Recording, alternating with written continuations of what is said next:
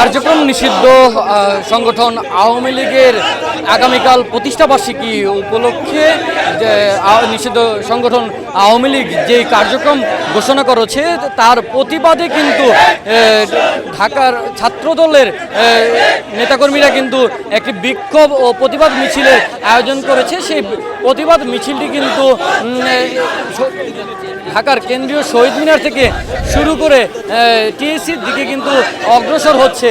আপনারা যেমনটি দেখতে পাচ্ছেন যে এই মুহূর্তে কিন্তু এই শহীদ মিনার কেন্দ্রীয় শহীদ মিনার থেকে মিছিলটি যাত্রা শুরু করে এবং নানা ধরনের স্লোগানে কিন্তু তারা এই মিছিলটি করে যাচ্ছেন।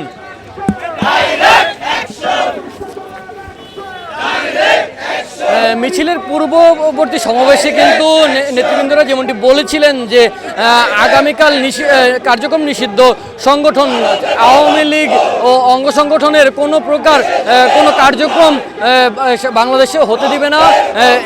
সবাই একত্রিত হয়ে ছাত্রদলের নেতাকর্মীরা একত্রিত হয়ে সোচ্চার এবং রাস্তায় কিন্তু অবস্থান করবেন যাতে করে নিষিদ্ধ ঘোষিত কার্যক্রম নিষিদ্ধ ঘোষিত আওয়ামী লীগ কোনো প্রকার তারা যেন কোনো কর্মসূচি পালন করতে না পারে।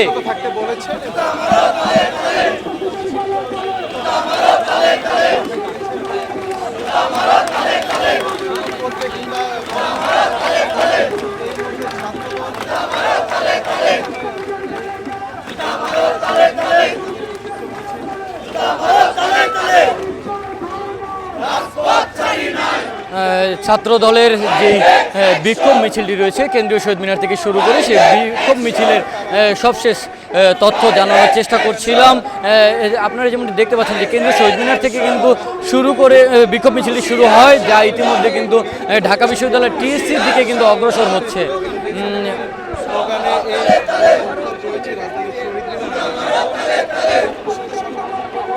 মোহাম্মদ শান্ত, বিওডি বাংলা, ঢাকা।